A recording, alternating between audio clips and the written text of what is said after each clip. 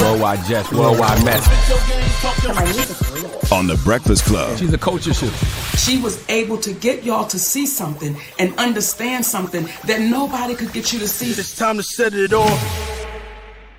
All right, so y'all know at Kendrick's Ken and Friends that just happened, his concert, everybody was there, but fans immediately noticed that a couple people weren't there, which was Snoop and The Game. Mm-hmm. And social media users started making memes and making fun of The Game, always talking about how he'd be left out of West Coast celebrations. And The Game got fed up with that. He ain't like that. We know he's a little sensitive, and he hopped on Instagram to address the situation. He was on live for 17 minutes, and this is what he said. Now, as far as the motherfucking Kendrick and Drake that's Kendrick and Drake. You know what I'm saying? They Kendrick do his shit, and what he did last night, that shit was amazing for the West Coast. I sat back and I watched it. I ain't have to be there, you know what I'm saying, to think that the shit was motherfucking cool and major. That's cool, man. I think it's a dub for the coast. I think that what KDot did for a lot of West Coast last night was hard as fuck. Why y'all wondering why I'm not here and why I'm not there? I'm doing me. That's why motherfucker.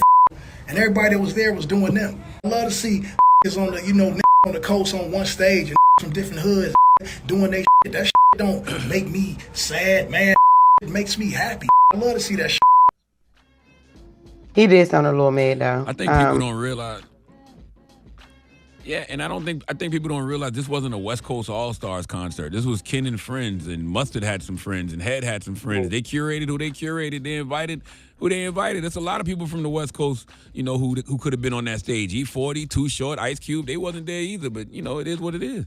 Yeah, but E40, he did the voice. Yeah, he narrated. Yeah. But I think The Game is one of the biggest West Coast artists that don't get a lot of love, but he was in a weird predicament, right? Because he's from the West, but Drake's his homie, so...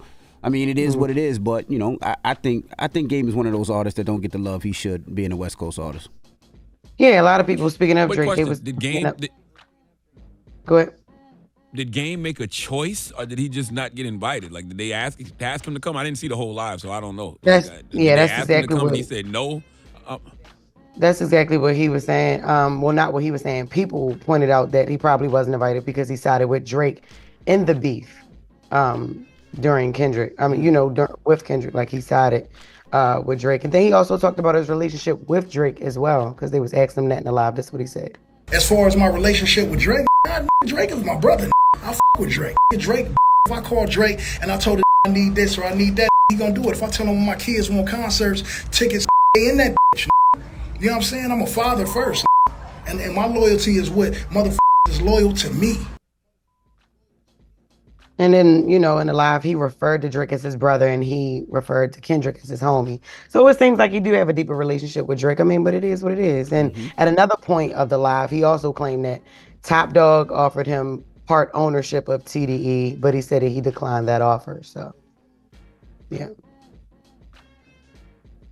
Yeah, I'm sure that was early on. I don't know what's going on here. When it was starting, I'm sure. I don't know. I don't know what's going on here, but I'm just saying, I'm really trying to figure out, did he get invited and he chose not to go? Yeah. What's happening? Maybe, could have been. Like, what is he explaining? I don't understand what is he explaining, and who is he? He explaining just said to? that he said that he got mad. Like, y'all worrying about why I'm not here, why I'm not there. That's because you're always in everybody's business. Like you be everywhere, even when don't nobody be like, hey, Game, what do you have to say about this? You say things and you be putting yourself in stuff, but. He took the side of Drake during the beef, and then he sat home and watched. He said that he sat home and watched. A lot of people figured because he was from LA that he should have been there. And comments get under the Game skin too. So that's why he hopped on live all mad and said and everything that he said he wasn't, just to prove the point. I don't know where the TDE thing came in, but he just wanted to make it clear, like, he cool with both of them, but he just closer to Drake. It is what it is. Okay. Oh. And also too, we were talking about it yesterday. Snoop was on tour. I heard Snoop was in Canada. I think they said Snoop and DJ Quick. Actually, they said we're in Canada. They was in Canada on tour. Crazy. Oh wow! I was gonna say, Uncle Snoop, what's going on? Now he was in Toronto. It's like, all right, okay. Hitmaka reveals that he lied when he came to the Breakfast Club. He sat down with academics, and during the conversation, he spoke on finessing his way into certain opportunities. One example, he said that he lied up here, but this was more like a fake it till you make it. This is what he said. my mentor is Ryan Press, who's the head of Warner Chapel. So I literally went on the Breakfast Club and lied. Like they let me do an interview with the Breakfast Club after I had these placements. I went in an interview and I was like, yo, I swear, like, these labels trying to hire me as an A&R too. Not only am I making these records, they want to hire me in these offices as being an A&R. That's a good cap right there. I said it, and Charlamagne was like, oh, for real? Kind of threw a little sauce on it. The next day, my man Ryan hit me and was like, yo, you was serious about that? I'm like, yeah. He like, yo, when you get back to LA, I want to take you to meet Craig and Julie. And I went, had that meeting with Craig. He like, meet Julie tomorrow. Met Julie, gave her the same spiel. And then from there, I became the vice president of A&R at Atlantic Records. That's what's up. That's how you do it. Because I did that. Remember, yes, it is. Because that's how I became the third host amongst other things too. But remember, I kept lying. I was like, yes, I'm the third host, y'all. And y'all ain't call me back for like a month. And then I became the third host. What? That's crazy. That's not how that happened.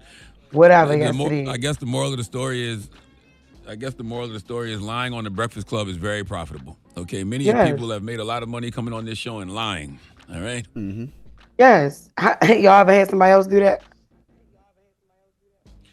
I'm sure. How long does that last, though? Because God can't bless who you pretend to be. So you may get, an opportunity, but it will be short-lived. Well, you still got to have the skill. Hitmaker had the skill. Jess got the skill. Right, so you still got to be, talented. And then manifestation. Like, what are you talking about?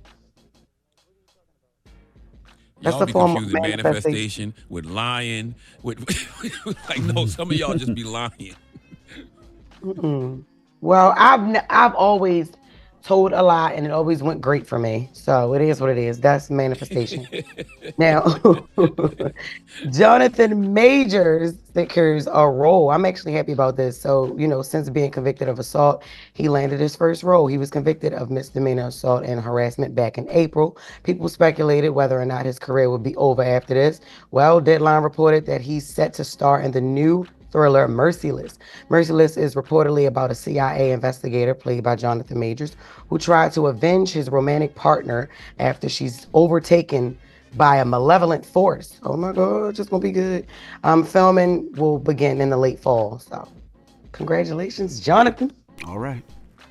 Yeah, that's good for him. Dropping a clues bomb for Jonathan Majors. Absolutely, yo. This is dope. So that's your Jess With The Mess for the first time. Yeah, he deserves another opportunity. The man lost everything for a misdemeanor. We all saw the video of him running away from that white woman, running away from the problem, trying to protect herself. So yes, he deserves another chance. Mm-hmm. And she showed up in court like, oh my God, my pinky. And he was like, okay, assault. What? You stupid. All right. When we come back, we got front page news. Morgan Wood will be joining us. And then Marsha Ambrosius will be here. So don't go anywhere. It's The Breakfast Club. Good morning. Wake that ass up. Early in the morning. The Breakfast Club.